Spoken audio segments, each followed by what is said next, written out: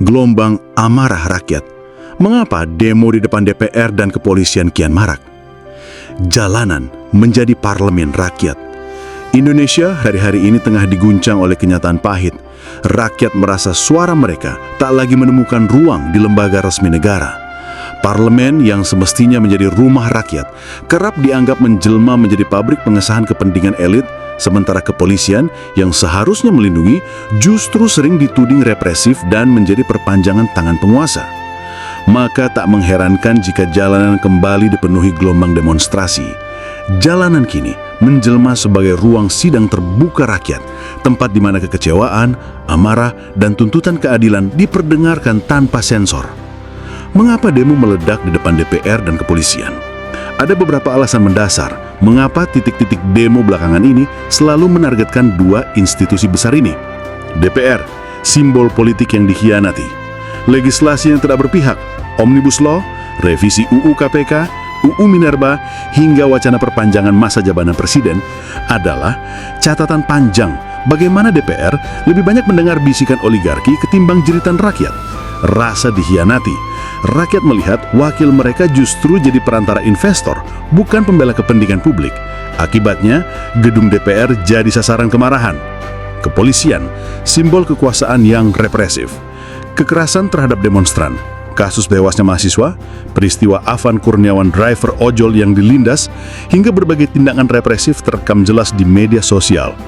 Polisi dianggap bukan pengayom. Masyarakat melihat polisi sering menjadi tameng bagi elit, bukan tameng bagi rakyat kecil.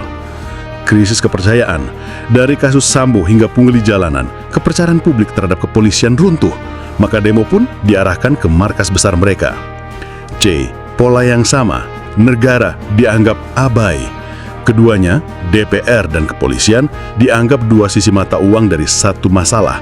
Negara lebih melayani oligarki ketimbang rakyat. Itulah mengapa demo tak lagi sporadis melainkan sistematis dan meluas. Kota-kota yang membara.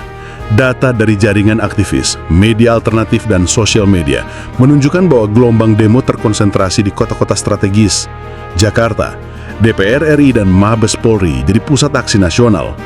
Bandung, kota mahasiswa, pusat perlawanan intelektual. Yogyakarta, basis pergerakan kritis dan moral. Medan, rakyat menolak tambang, korupsi, dan ketidakadilan. Makassar, mahasiswa turun dengan isu agraria dan lingkungan.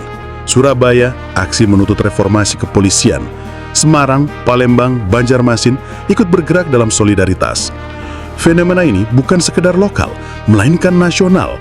Dari barat ke timur, rakyat mengirim pesan yang sama, ketidakpercayaan total terhadap institusi negara. Media sosial membongkar fakta yang disembunyikan.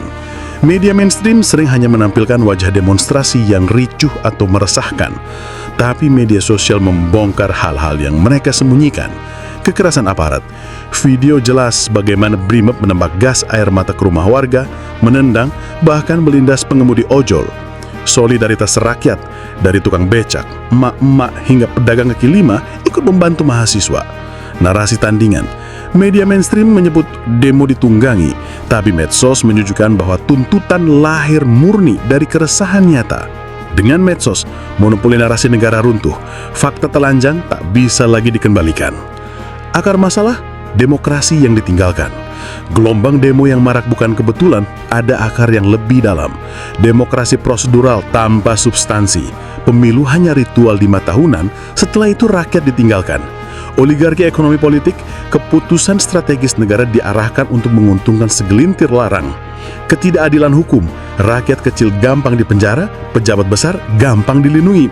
Krisis representasi, DPR dianggap bukan lagi representasi rakyat, melainkan korporasi. Dengan kata lain, demo adalah gejala sakitnya demokrasi di Indonesia. Mengapa rakyat lagi takut? Dulu gas air mata dan pentungan cukup membubarkan massa, kini tidak lagi. Ada faktor baru, keterbukaan informasi.